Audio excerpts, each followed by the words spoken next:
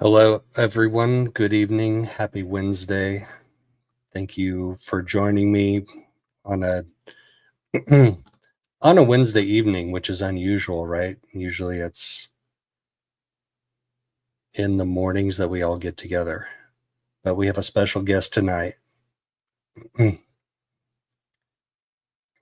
me tell you about our special guest, the mother of 6 spectacular human beings and a breaker of generational trauma cycles. She survived sex trafficking as a child and spent almost 40 years in other abusive systems before finally learning how to break free. Megan is now an author and coach and teaches others how to identify and exit coercive and abusive relationships and systems. She is passionate about discussing how toxic family patterns and cult mentalities led her cousin, Lori Vallow Daybell, to become a convicted murderer, and how everyone can help prevent future tragedies. Favorite topics to teach about are healthy parenting, family systems, high demand religion, and healing from trauma. And she has a couple of books on Amazon. I Walked Through Fire to Get Here and 100 Ways to Practice Self-Care. So without further ado, let me bring on board Megan. Good evening. You're muted. Hi there. Hi. How are you? I'm great. How are you doing? Good. Thank you so much for joining me too. Yeah, thanks for having me. This is so fun. I love seeing your comments on all the channels that we both follow, and it's so fun to see you in person, sort of. Yeah, sort of, right? It kind of looks like I'm in my parents' basement. Oh, so let's start. So I'm kind of like a point A to point B to point C type of person. Let's start with Megan. So I know you were on a panel last night, and somebody that was on the panel kept calling you Megan, and I was like, do I have it right? Do I have it right? Is it Megan or is it Megan? Tell me about that. You have it right. It is Megan. My name actually has a little bit of a Mormon origin, believe it or not. My dad served his mission in France, and when at the time that he was serving, they didn't have apartments for missionaries in France. They did sort of a house situation where several different companionships shared a house. And so 4 different companionships had this house that they were sharing, and their house mother, who took care of all of their cooking and laundry and cleaning in the house, her name was Megan Laga, and so that's who I'm named for. Oh, wow. That is a cool story. That goes back a little ways. Yeah, yeah, and I'm grateful to have that name, even though it's been, sort of annoying my entire life. I'm always having to correct people. Every time I go through the drive-through, they say, "Can I have a name for the order?" And I say, "Megan," and they go, "Megan?" And I go, "Yep." Right. But it was either that or be named for my maternal grandmother, whom I loved dearly. However, her name was Vaudis, and I'm very grateful that I did not get that name. Yeah, I can see where that might be a little bit more of a struggle than Megan, right? Yeah. So you and I have something in common, and I'm going to go back to when I first learned about your channel. So Tracy and I met at one of Lori's hearings there in Phoenix Okay. in December. So she had 2 hearings in December. She had her competency hearing, and then she had her next hearing after that, her pretrial hearing in front of Judge Boreski. And Tracy's like, you've got to check out this channel. You've got to check out this channel. And I did. And as somebody who is an ex-mormon, I find your channel a safe place to go and hang out. Oh, thank you. I mean, people who have been in the church and grew up in the church like have a different perspective, right? For sure. Yeah. So you said your dad went on a mission, so I assume you were born into the church. I was like 2 years old when my parents joined, so basically the same. So what was it like growing up in the church, and when did you figure out that you needed to find a way out? Wow. That's going to be a long answer. I'll try to keep it short. Well, so I'm a seventh generation Mormon. My fifth great grandfather on my mother's side joined the church in Missouri in 1830. He claimed to be the first person to join the church in Missouri, but I have not been able to corroborate that with source documents. It's just hearsay at this point. But my dad's family joined the church actually here in San Antonio. His mom was tracked out by some missionaries. And so they joined the church back in the 60s. And my dad was baptized as a teenager. And he and my mom met at BYU. So I was brought up in, a very strict Mormon household. My parents were very insistent that we do all of the Mormon things exactly the right way. And so, that looked like daily prayer, scripture study as a family and individually. It looked like, going to church every single Sunday, never missing a meeting, always going to, youth group on weeknights as a teenager, going to 4 years of early morning seminary, going to all of the young women's and young adult activities.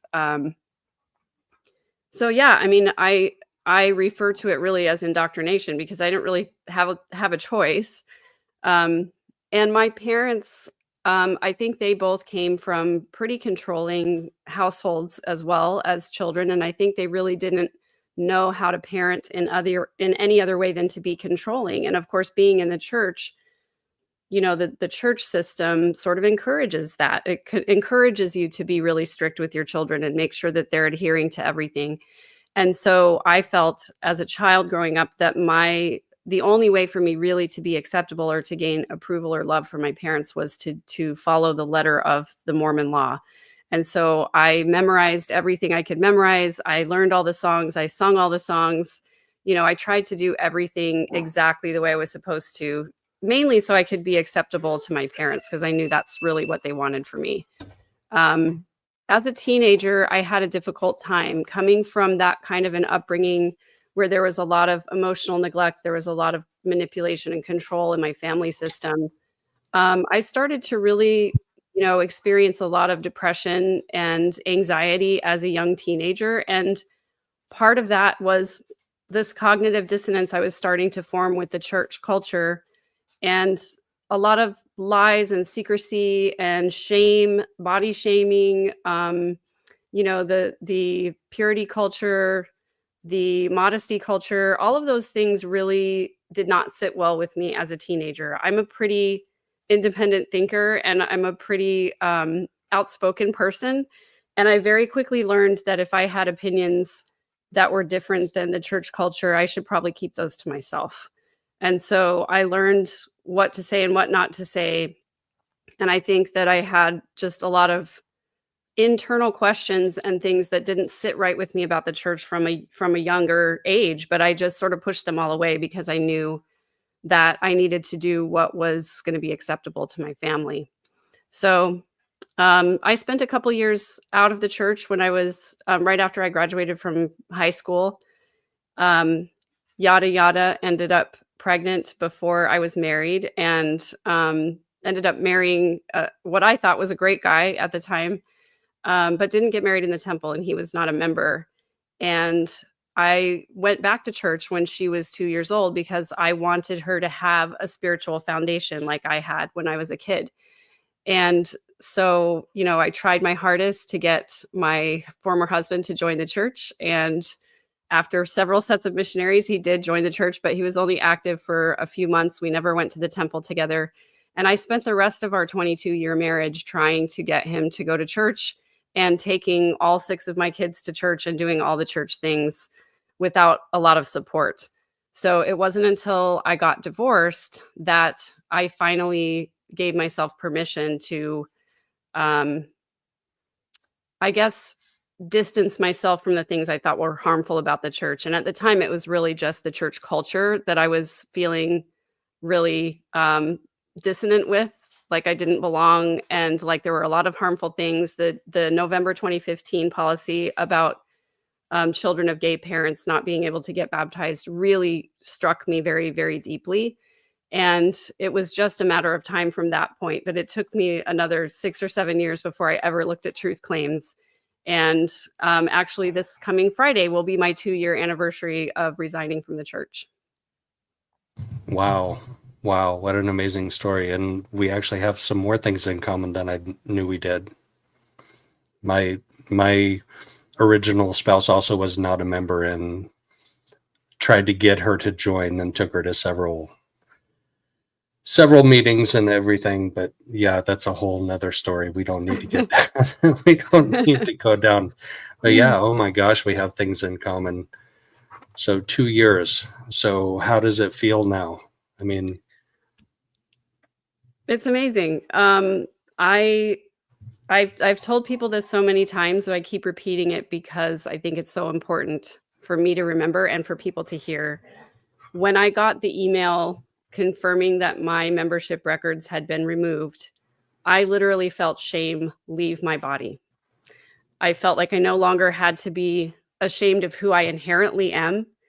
And I felt like I could just live my life now. I got to choose my own values, and I got to choose what was important to me, and I got to choose how I was going to spend my time and my money. It was like all of this freedom that we subjugate all of our entire lives to the church and all those important decisions to them. And so having that freedom back is an amazing feeling, and I just have loved every moment of my life out of the church.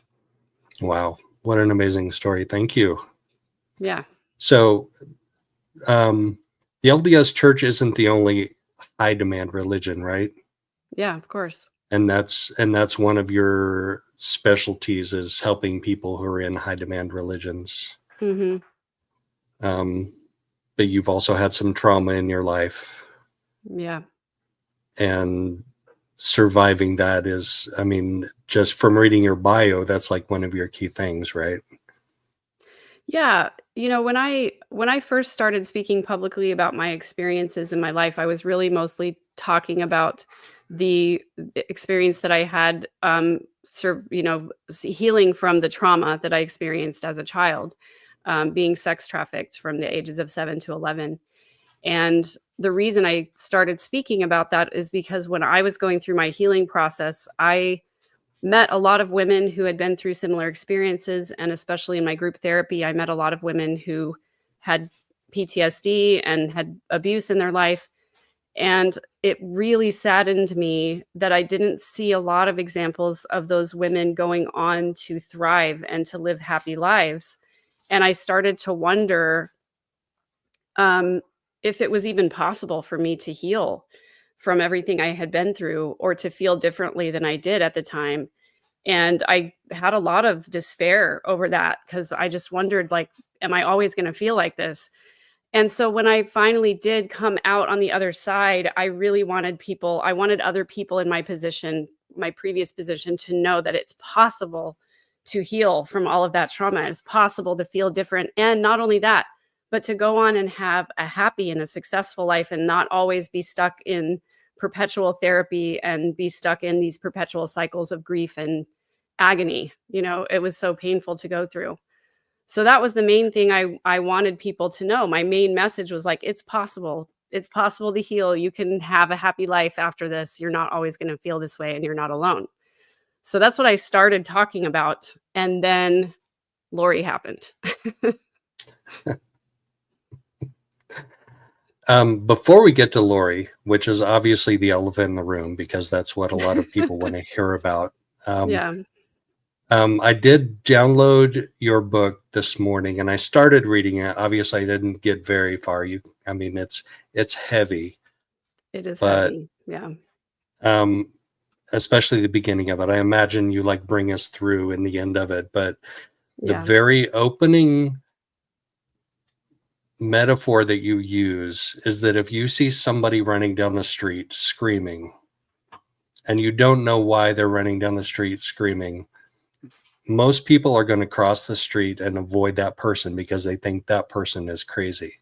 Now, what if that person has a lion chasing them, and you can all of a sudden see that lion? Then you can understand why they're running down the street yelling. And you mentioned that other people couldn't see the lion that was chasing you, and you couldn't even see the lion that was chasing you when you were running down the street yelling. So how Yeah. did you eventually become aware of that lion, and how did you come through to the other side? Well, it was a couple of different things. I I knew that there was something wrong with me when I was a teenager. And by that I mean it's not the typical teenager like, "Oh, I suck, I don't fit in," kind of those kind of feelings. I felt so sad and alone so much of the time that I was like, surely nobody else feels like this. I'm the only person. Like there's something wrong with me. I just felt like I couldn't be happy most of the time. Um and so I asked my parents as a teenager if I could go to therapy, and they would not let me go to therapy because that would have been seen as um shameful. They didn't want people to know that there was something wrong with their daughter. So I wasn't I wasn't able to get the help that I needed when I was a teenager. And later on, as a young adult, when I did seek out therapy, I was counseled to go only to the therapists that were provided by the church. And as you can probably imagine, that gives a therapist a rather strong bias towards helping you be more faithful and pray harder, read your scriptures more, have more faith, lay your burdens at the feet of Jesus. He's been through everything you've been through. And I remember thinking to myself, I'm pretty sure he hasn't been through sexual abuse, but maybe he can understand. I just remember thinking like that feels weird to me. So I spent a lot of my life dissociating and pretending like I felt okay when I didn't. And I remember people were asking, they would ask me how I'm doing, and I would say, I'm great, I'm fine. And I kind of became known as a person who was always smiling and who always, um, was cheerful and bubbly. But on the inside, I was not. I was hurting a lot, and I didn't know what to do about it. So I just pretended like everything was fine. I pretended like that outer veneer was me. And in a lot of ways, I see some similarities between me and Lori in that way. And I know that sounds really weird to say, but I can definitely identify with putting on a face in public and being someone else in private. Only I wasn't harming people in private. I was just sad all the time and very depressed and had a hard time, getting out of bed and things. So I just pretended like I was happy for the longest time. And then one day the weirdest thing happened. I I had a very close relationship with my parents throughout my young early motherhood until I was about 35 or so. We lived pretty close to each other, and we had dinner together every Sunday night and every holiday, every birthday. We were together all the time. And one day my dad called me up and said he wanted to have lunch with me. And it was sort of out of the blue and kind of weird. So I didn't call him back for a long time.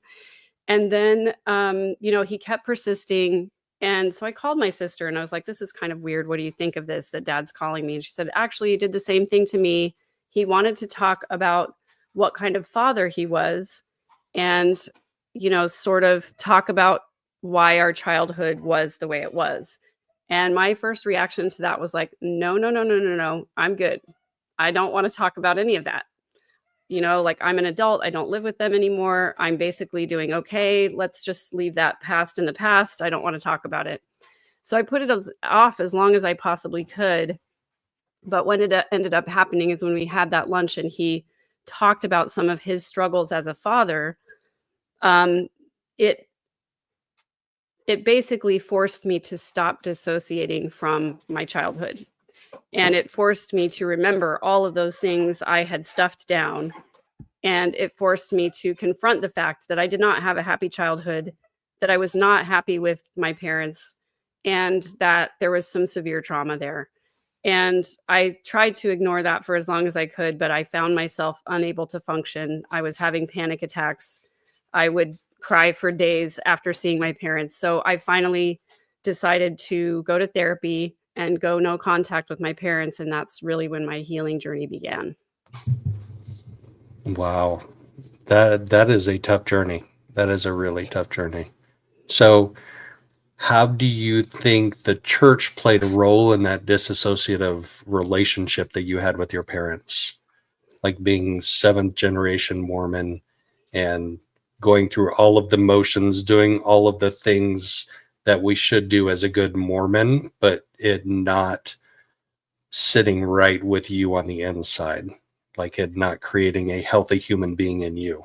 Yeah, that's the question, isn't it? Because we're promised as Mormons that if we will do all of the faithful things, if we will keep the commandments, have faith in Jesus Christ, read our scriptures, say our prayers, go to church, attend the temple, we're told that if we do all of those things that we will have joy, not just happiness, but joy.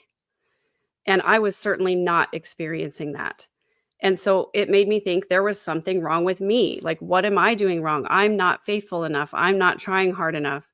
And so, I doubled, tripled, quadrupled down on my Mormonism. I served a lot in the church. I never said no to a calling. And there was one point in my life where I had 4 callings and, 6 children that I was bringing to church by myself.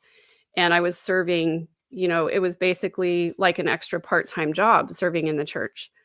And I kept doing more and more, hoping that at some point the promise was going to happen.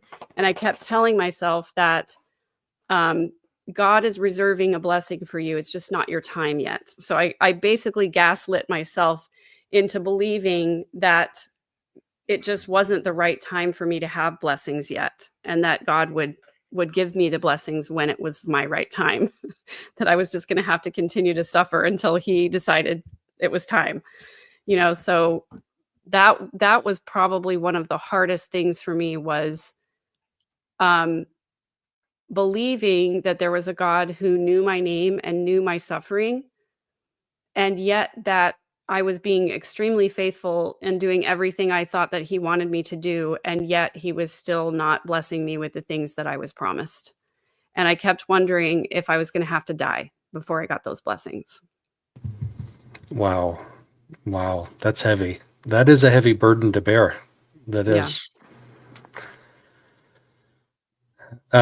So your 6 children were with your first husband, and then you got a divorce how long ago?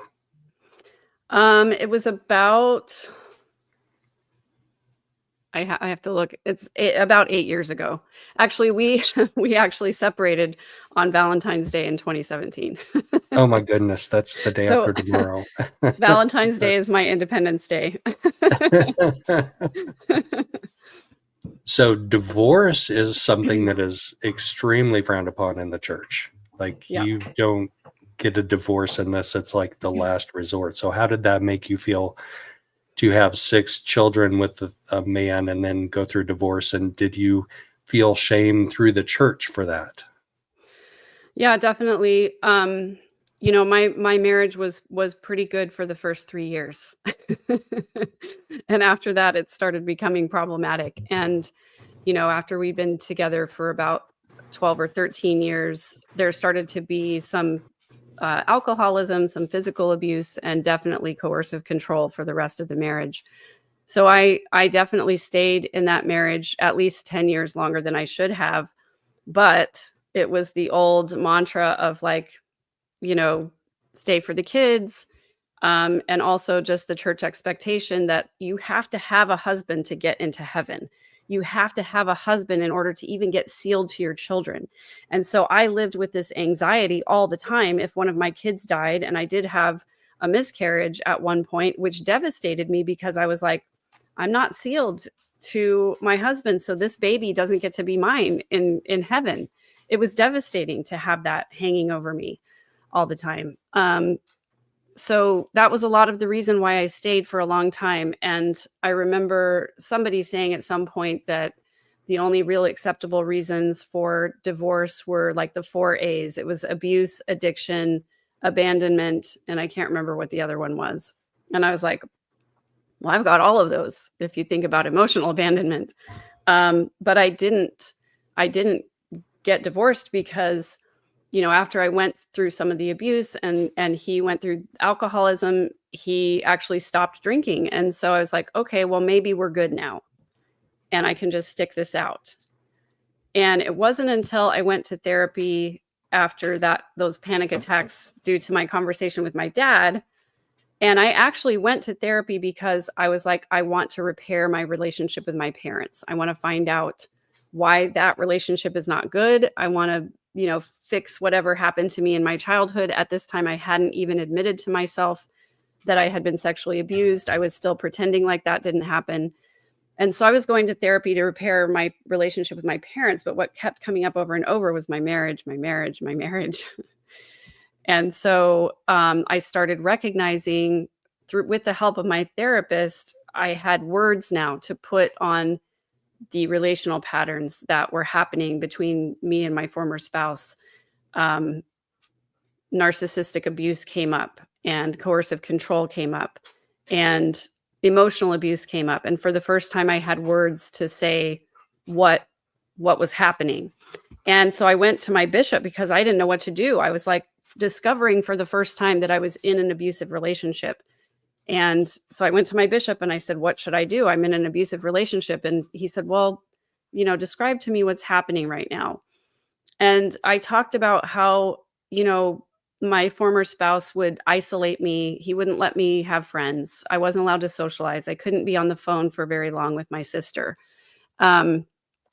He would belittle me, put me down, make me feel like I wasn't smart, like I wasn't capable. And when I finished describing these aspects of emotional abuse, my bishop said, well, sometimes I say things to my wife that I don't really mean. And that doesn't mean that I don't love her. Oh my gosh. And I just Oh sort of my went, gosh. okay. And I, Oh my it's really, it was okay though, because in that moment, I just said to myself, I'm just learning about these things for the very first time and I'm experiencing them. So I understand why someone else doesn't really know what this means. And he's a software designer. This guy's not trained in mental health Right. in any way at Right. all, But you're And kind of so- asking him, to be that though. Yeah, I was because asking him for advice. Like, what do I do if I'm in an abusive Yes. marriage? Is it okay for me to leave or not? Should I Yeah. stay? Should I, what should I do?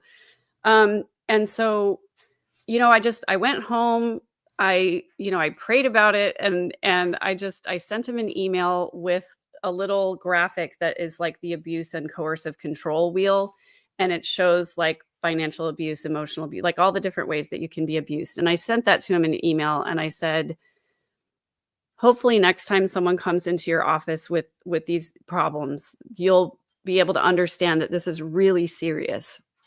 This is not, this is not just somebody saying unkind things to me occasionally, And so I kind of just had to be on my own and make that decision on my own. And I kept praying about it and I kept feeling this absence of thought, right? And this is what we're told as Mormons, is that we're supposed to make a decision. The counsel is study it out in your mind and then ask God if it's right. So we're supposed to study it out, consider everything, make our decision and take that decision to God. And if it's the right thing, then you'll feel that warm, wonderful feeling. And if it's the wrong thing, you'll have like a blank mind. They call it a stupor of thought, right? You won't be able to remember what you were even asking for. And every time I asked if it was okay for me to leave, I would have that blank brain. And I'm absolutely certain at this time now, knowing what I know about trauma and recovery, I call it my trauma brain. Anytime I have a thought or a feeling that contradicts the programming that I grew up with, the programming that was instilled in me as an abuse survivor, the programming that was instilled in me by my former spouse, that I was not smart, intelligent, capable, strong, that I was weak, all of that programming, if I think a thought or say a thing that is contrary to that programming, my mind goes blank. And it's even to the point where a lot of times in therapy, I would say something and my therapist would validate it. And I would say, I'm sorry, can you repeat that? Because I didn't even hear what you just said. I can't remember what you just said. And you said it 3 seconds ago. So it took me a long time to get to the point where I felt empowered enough to make a decision. And it just so happened, that through a series of different events, I came to the realization that we were repeating the same unhealthy cycles in our relationship. And one of the particular sticking points was that he would accuse me of lying to him. And I would do everything I could to explain to him that I was telling the truth. And I would even have proof sometimes. And he still wouldn't believe me. And I would go, okay, well, I don't know what to do about this. And then we would just go on with our lives. And, we were in couples counseling for the third time. It was not going well because we kept talking about surface level issues and we were never talking about any of the root causes. And anytime I would bring up the abuse or the alcoholism, he would say, well, that was years ago. Can you just forget that? Like, I've moved on. Let's move on. So it wasn't going well. I didn't think that we were making any progress. And it just so happened that we, got into an argument because he thought that I was lying to him about something. And something just clicked, with all this therapy I was going through. I was like, you know what? I don't think this is ever going to change. I don't think he's ever going to change because we've been through this cycle so many times. And I keep hearing him repeat the same complaints and words and phrases over and over. And I've changed immensely since I've been in therapy. I've learned so much. I've changed so many unhealthy thought patterns and self-talk and all that kind of thing, but he hasn't changed at all. And I don't think he's going to. And so I just confronted him with that truth. And I said, I'm not willing to go through this cycle again. And the next day was Valentine's Day, and we had an appointment with our therapist, our marriage therapist. And so we went to that appointment, but I insisted that we take separate cars because I was like, if this doesn't go well, I don't want to be stuck in the car on the ride home with him trying to hoover me back into the relationship. So we took separate cars. We sat down, and I told the therapist, this poor lady in her mid-30s, young and idealistic, had become a marriage therapist because her parents got divorced and she was trying to fix and save everybody's marriage, And we sat down with her and I said, look, this is what happened over the weekend. We had an argument. He accused me of lying again. I can't go through that cycle again. I'm just done. I don't have it in me to do this anymore. And I want to be done. And she asked my former spouse how he was feeling about that. And of course, he was devastated and he was near tears, which he only cried maybe twice in our whole marriage. And so that made me feel terrible and made me want to not break up with him. And he turned to me and he said, do you think there's any chance that we could reconcile? And the empath in me, the people pleaser in me, the forgiving, loving, Christ-like part of me wanted to say, yes, if you do this, this, and this, we can reconcile and we can, figure this out. But I had done that so many times. And it was the very first time in my life that I made a choice that I knew was going to hurt other people, my spouse, my children, my parents, my church community. And I chose me for the first time in my life. And it was scary, but also I felt nothing but relief after making that choice. I knew it was the right choice. Yeah, that's so powerful. That is so powerful. And the thing that strikes me about your story there is the response that you got from your bishop compared to the response that you got from your marriage counselor lady. Like two completely different responses that would have led you in different directions, right? Yeah. And she actually was devastated. I can't, pretend to know exactly how she felt, but she actually, when I made the decision and I said, no, there's no chance, she said, well, I'm going to give you guys a couple of minutes alone and I'm going to go get some water for you. And when she came back, she had very clearly been crying. And so I felt really terrible for her. And I've often wondered if we were the first ones to like break up in her office during a session. So I felt terrible about that for a long time, but I hope she's still practicing, and I hope I don't know, I hope she learned something important from that. Yes. Hope she recovered from it, Yeah. because you clearly have. Yes, I definitely have. Yes. All right. So let's talk about the elephant in the room. Let's Okay. talk about your cousin. She's been tried and convicted in Idaho, Yeah. sentenced to 3 life sentences. They took the death penalty off the table because the prosecutor didn't provide discovery. I think there was like some kind of a legal issue where they took the death penalty off the table, or that might have Right. been a thing. It might have Right. been. But now she's on trial in Arizona for conspiring to kill her then husband, Yes. Charles Vallow, and her niece's husband also, I think, is the second case. Yes. Yeah. There was an attempted shooting. Melanie Boudreau Pulowski now, she was married to Brandon Boudreau at the time. And there was an attempted shooting that, thank goodness, he was not harmed. But that will be the second trial in Arizona, is the attempted shooting of Brandon Boudreau. Right, and that's the one she just filed a motion to have the case dismissed because it's taking too long. But anyway, so she's your cousin. I mean, how much do you remember growing up with her? I remember a lot. I don't know, fortunately or unfortunately, I have an extraordinarily good memory, and I have very vivid memories of spending time with the Cox family. When I was, younger, under the age of 12, every summer we would go to the Cox's house and spend a couple of weeks during the summer. And that was always a time we really looked forward to because California was fun. There were theme parks. The Coxes had lots of money. They had a pool in their backyard. They had fancy cars. They had racehorses. So we loved spending time at their house in the summers. And it was something we looked forward to. So And then, what? Yeah, go ahead. No, you go ahead.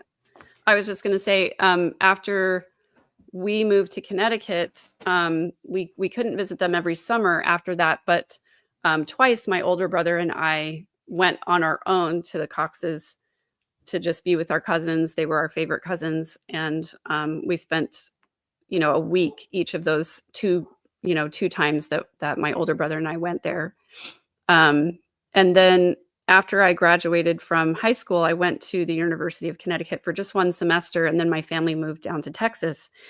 And I couldn't really stay up there by myself. And so I asked, Lori and Adam were living in Austin at the time, and I asked if I could move in with them for a little while until I just decided what I was going to do with my life. So I lived with them for a few months. And then she was a bridesmaid at my wedding, and her oldest son, Colby, is just a little bit younger than my oldest daughter, and they spent a lot of time together. We would take them to the Target photo studio and get pictures of them taken together like they were brother and sister. And they spent a lot of time together. And then Janice and Barry, Lori's parents, moved here to San Antonio and lived here for about 8 years. And during that time, Alex lived here for a while. And he and I spent some time together. And again, every holiday, birthday, general conference, twice a year, we were over at the Cox's house because they had a pool and a hot tub. And Barry loved showing off his big house, his fancy cars, and his big screen TV. So we spent a lot of time over there for the 10 years that they lived here in San Antonio. So that was her dad? Yes. Okay. And Alex was her brother, and he is now deceased. Yeah. And he is the one that actually literally shot Charles Vallow to death. Right. And is supposedly partially responsible, or more than less responsible, for being involved with the kid's death up in Idaho, right? Yeah. He was at Chad's house up there. So yeah.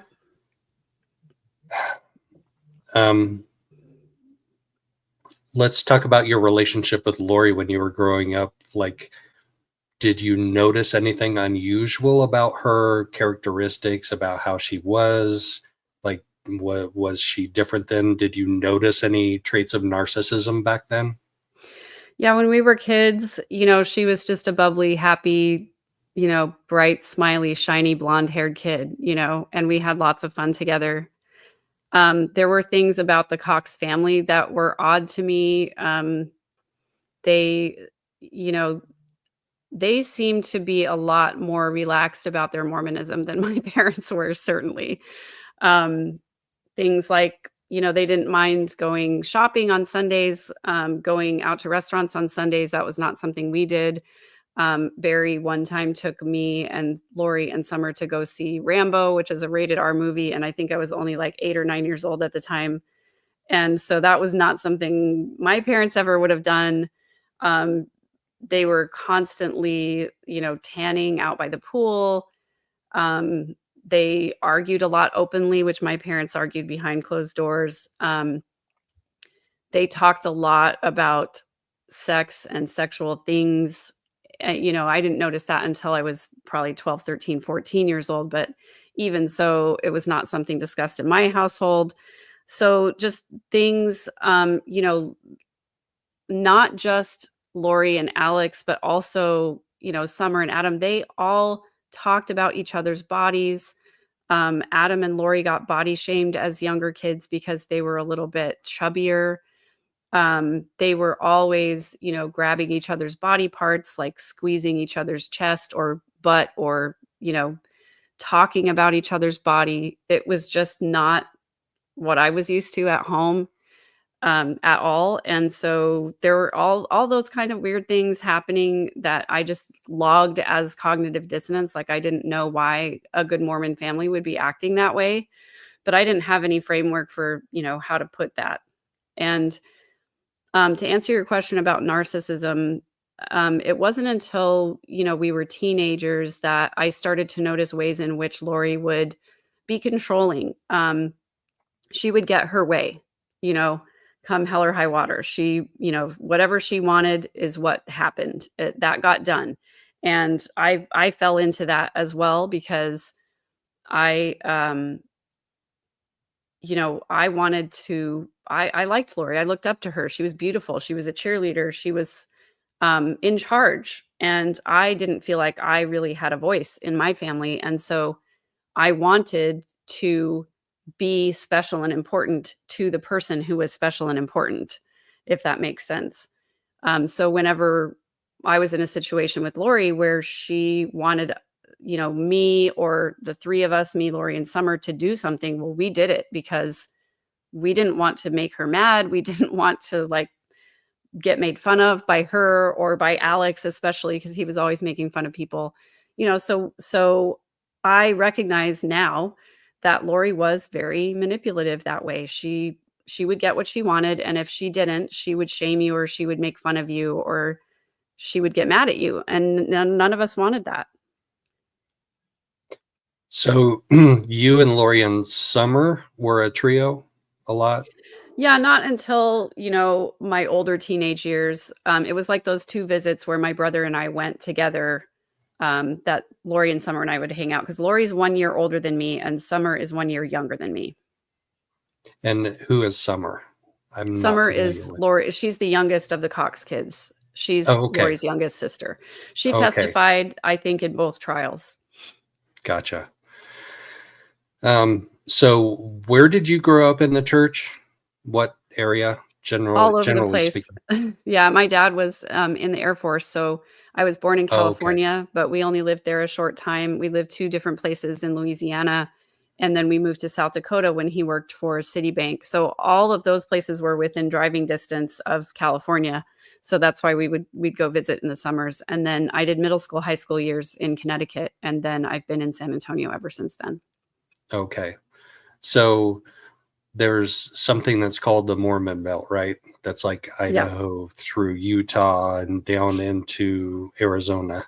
Yeah. And I grew up in the Mormon church in the Midwest, and Midwest Mormons and the Midwest the way we observe the church rules there can be different than, the Mormon Utah, Belt. the Mormon Belt. Yeah. Yes, right. So it sounds like that's kind of what you experienced, that you said the Cox family was in Southern California. Yeah, at that time, in my youngest years, that's where it was, and that's how I logged it. I was like, "Okay, this is California Mormonism, got it," you know? Right. So that's where Lori grew up. She grew up with those rules Right. and under apparently different rules than you and I grew up with. How do you think that affected how she eventually turned out and how she eventually connected with Chad? Um, I I grew up in the Mormon church and I never ever heard the word zombie a single time when I grew up. Yeah, Like no, how did she nor me. evolve into that? How did Chad evolve into that? Yeah, so I think personally that, probably the single biggest influence on Lori and her worldview is her dad, Barry. Barry absolutely believed that he was above the law. He believed in not paying his taxes. He sued the IRS. He represented himself in that lawsuit. He ended up serving time for tax evasion. He also was an estate planner, but he didn't have a law license. And you have to have a law license to do estate planning. And so he was given a cease and desist by the state of Arizona. This was more recently, but it absolutely points to a pattern that Barry believes he's above the law. He believes that he's entitled, he's special and important. He used to make comments about the lower 95 whenever he was talking about what some people today would call sheeple, like just the people who follow and have their blinders on and don't really think very much. And so he believed that he was he and his family were in the top 5%, the most attractive, the smartest. Um, and so he has that worldview, very narcissistic traits, and so I think what we're seeing in court right now with Lori representing herself, with her believing the law doesn't apply to her, that I think a lot of that worldview came from Barry and from her upbringing in that kind of a household. Um, Also, in Mormonism, there is sort of this thing that not a lot of people talk about where, of course, we know that women don't hold the priesthood in the Mormon church, but also we're also taught to seek for greater light and knowledge. We're also taught to go and seek out our own spiritual experiences. And so I think that also lent itself to Lori couldn't be special or important or powerful in her own family system, wasn't really acceptable in Mormonism because she had several marriages, none of which were in the temple. And so I think there was a lot of her upbringing in her young adulthood where she wanted to feel special and important, but wasn't getting that kind of validation in her family system and wasn't really checking the Mormon boxes. So she wasn't getting validation in the Mormon world either. So I think we have to look at her worldview coming from the house of and I call it the cult of Cox, Barry's household. And she definitely played a role in that family system. I think she's kind of the golden child there. Um, she wasn't really held accountable for her manipulation or called out for any of her bad behavior. Of course, none of the kids really were, as far as I know, but I see that especially with Lori, with her mom being very dismissive and saying, "Oh, she's not hurting anybody with these crazy beliefs. Just leave her alone." Rather than stepping in and saying, "Okay, this kind of sounds like mental illness to me," when she was saying she was an exalted being. And I think most of all, Janice was proud of Lori. I know she was because I saw a social media post about it. She was proud of Lori for going to the temple every single day. She touted that. She saw that as a marker of, um, you know, righteousness. And for those of us who are in the church where we're counseled to go to the church or go to the temple once a month if we possibly can, but most people don't go more than once a year. So for somebody to be going every single day, that's concerning. That's religious zealotry. So then the other kind of turning point is that around the 2012, 13, 14-ish time frame, there was a lot of talk in the church in the South. I'm talking about, Texas, Arizona are the areas that I was aware of about near-death experiences. And that was about the same time that the book Visions of Glory came out. And so Lori definitely had a huge interest in near-death experiences. And in Arizona, they were doing all of these conferences, these prepper conferences for the end of days. And I think she got swept up in that movement. And she loved the book Visions of Glory so much that I've been told by many people that she carried that book around with her. It was highlighted and dog-eared. She quoted from it like it was scripture, and she even had it with her when she was served the papers by the police to produce her children in Hawaii. Oh, So, wow. yeah. So, and I don't know how much you know about that book or your audience does, but I went on Mormon Stories with Lauren Matthias of Hidden True Crime and Mindy Caldwell, and we did literally an 8-hour unpack of that book and how harmful it is. It does talk about spirits inhabiting bodies. There are several instances where someone is sinning. They're either watching pornography or they're drinking or doing something else bad, and a rip appears in the top of their soul and an evil spirit enters their body trying to experience humanity, trying to experience the feelings that you would have in a body. And so that book and Tom Harrison, who is the one who had the quote unquote visions, touts this idea that evil spirits can inhabit bodies, sometimes for a short time, sometimes for a long time. So that's really, I think, where Lori got that idea from, and Chad as well. So my theory is that Lori and Chad met online at the Avow website. It's a doomsday prepper website. It's actually been labeled as a terrorist organization, a nationalist organization, because they are so extremist, and they're really promoting the idea that there's going to be a civil war, and their whole mission and goal is to prepare people for that eventuality. And Chad was on that website talking about his books and his near-death experiences. And the founder of the Avow website, Christopher Perrett, put a lot of Chad's blogs and his writings behind a paywall. And so you could pay extra to chat privately with him. And I think that's where he and Lori met, actually, is on that website, probably a long time before they ever met in person in 2018. So I think that Lori's affinity for near-death experiences, Chad claiming to have those experiences, and also, his sort of claiming to be a prophet, claiming to have downloads from heaven about the end times and what that was going to look like. Of course, Lori would want to endear herself to someone with that kind of spiritual power, especially since she never got married in the temple.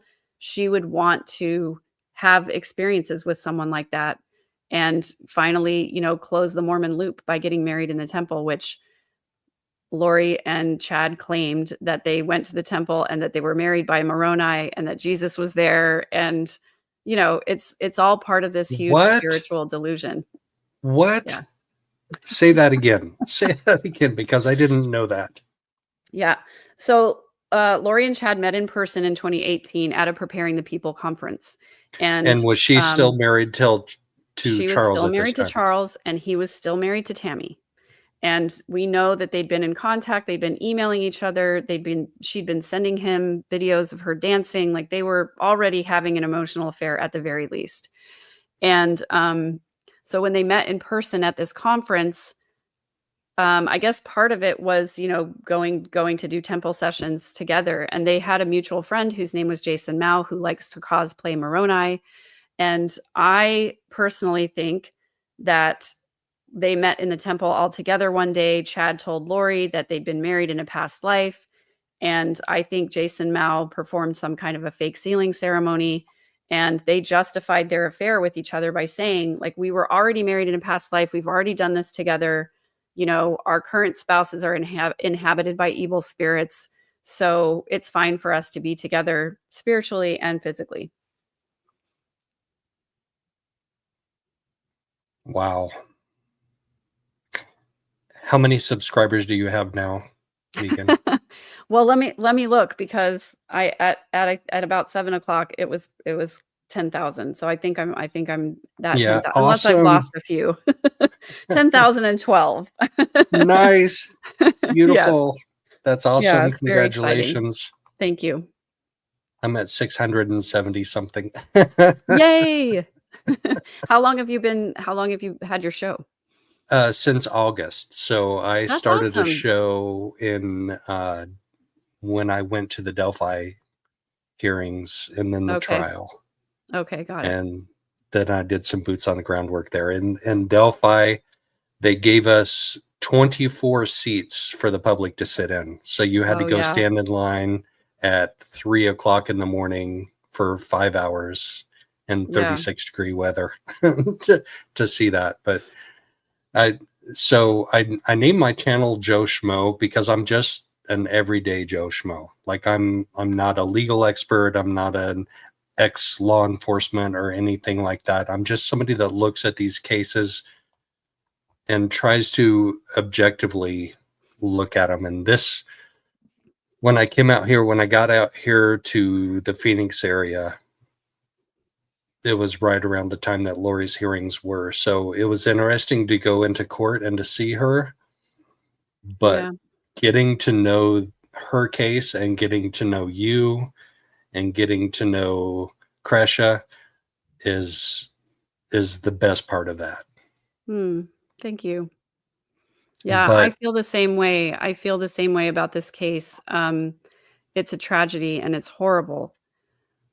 But what's been lovely has been, getting to adopt Kay and Larry as, aunt and uncle, and getting to adopt Kresha as a sister, and getting to see Colby come through so many horrible things, and getting to meet so many people like you, like my channel people, your channel people, the hidden true crime community, the Mormon stories community. It's been um nothing like I expected. Just having so many people care so much about these kids and about this case. yeah, so I guess that's where my next question goes is Lori and Chad had this wacko offshoot of the LDS church. How Yeah. does that result in JJ and Tylee ending up unalived? How did we get So, to there? yeah. So we talked about visions of glory a little bit, and the concept that evil spirits can inhabit the body.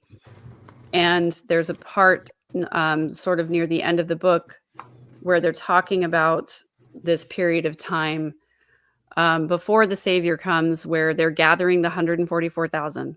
That's where this, idea sort of comes from for Lori, that there are gatherers, the seven gatherers, maybe we can say. Um, and there's a part in the book where Spencer is the man who this story is about, written by Tom Harrison. Tom Harrison is still practicing as a mental health professional endorsed by the church. He is one of the people who gets to decide if missionaries are mentally fit to serve foreign service missions. So soak that in just a little bit. He wrote this crazy book that has influenced not only Chad and Lori, but also Jody Hildebrand and Ruby Frankie, also Tim Ballard, also Ken Krogh, who is another therapist who was arrested for abuse. He's met privately with all of these people and has influenced all of these people, and he is still practicing in the church and in mental health spaces as well. So just put that in your pocket for a little bit. So in the book, towards the end, during the end times, preparing the 144,000, Spencer is a gatherer, and he's been given special powers. He can use portals to travel. That's where Chad and Lori get that idea as well. And he's, traveling with this group of people, gathering everybody to this one location. And what I call the smoking gun of Visions of Glory is that while they're traveling, in the book, it says, we had a rule that we followed, or a law that we followed. It was not a rule, but a law, that if we could tell that someone was past feeling, or in other words, they were so unrighteous that they were never going to repent, that we were allowed to deliver them from this mortal life. And their death would be a blessing to them, because then they would not accumulate any more sin on their divine ledger. That's almost a direct quote from that book. So what we're talking about is justifiable homicide. What we're talking about is people who believe that they have special spiritual power, being able to discern whether or not someone will repent. And if they believe that you will not repent, then they're okay to unalive you. And that's where I think that concept came from. I think that's how all of the people in this case ended up dead. That's how they justified those deaths. And after Charles was killed, Zulema and Melanie Gibb were texting with each other, and they were part of this little inner circle of Chad and Lori's. And Zulema was sharing with Melanie that Charles had been killed. And Melanie asked what happened. And Zulema said it was a Nephi and Laban ending. And this refers to page 6 of the Book of Mormon, where Nephi the prophet, they've had their religious record stolen from them by a wicked man. And Nephi the prophet prays to God, and God says, or sends an angel to say, basically, look, I've delivered this evil person into your hands. And Laban shows up and he's drunk, passed out. And the angel commands Nephi to cut off Laban's head with his own sword and kill him, and put his clothes on, pretend to be him, and take the record back. So you have on page 6 of the Book of Mormon, justifiable homicide. You have on page 6 of the Book of Mormon this idea that if the cause is great enough, it's okay to kill somebody, because it literally says it's better that one man should perish than that an entire nation should dwindle and perish in unbelief without their religious record, in other words. Yep. Oh my goodness. I used to have like a 1936 copy of the Book of Mormon that showed the changes over time, how the Book of Mormon has evolved. But that was a while ago. That was a minute or two ago. Yeah. So here we are now. Yeah. She's gonna represent herself in court. We're going to start jury selection on March 31st. How do you think that's going to go?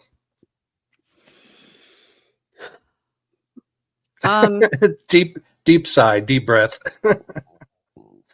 I actually, I was talking about her latest motion to have both of her cases dismissed on my channel. And I've sort of run out of ways to describe the way that I think this is going to go, because I try not to curse very much on my channel, only when it's necessary.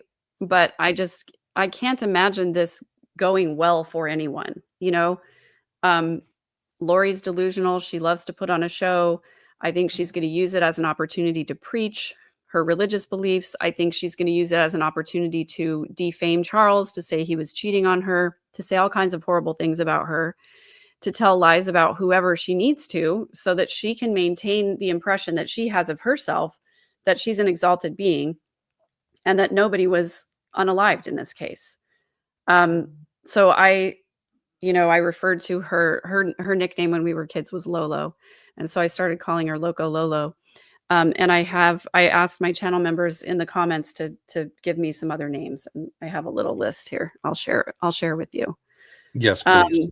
Lori's Shenaniganry, Lori Gaga, Sarah Boone Clone, The Lori Comedy Show, Lori the Portal Ranger, I like that one, Mrs. Lolo Dingball, Just Nuts, Loco Lolo, Sad Toad's Wife, and D-Lolo instead of D-Lulu.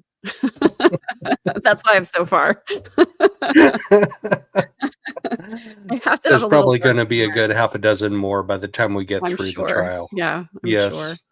Yeah, I just think I think it's ridiculous and sad. What I would love to see is a dignified court for justice for Charles, but that's obviously not going to happen with Lori steering the ship. So,